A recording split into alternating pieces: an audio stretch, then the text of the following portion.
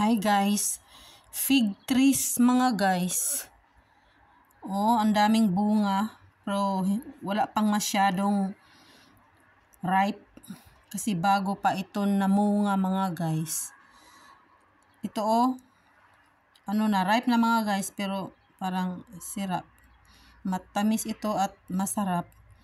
Alam nyo mga guys, itong fig trees, may story ito mga guys na noong kaunahang panahon, kinocurse ni Jesus itong fig trees kasi ginugutom siya pero wala siyang nakitang bunga.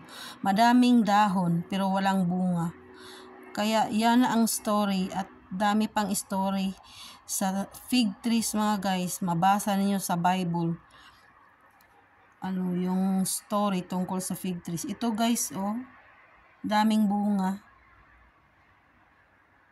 Sa kapitbahay namin dito, ang may-ari nito.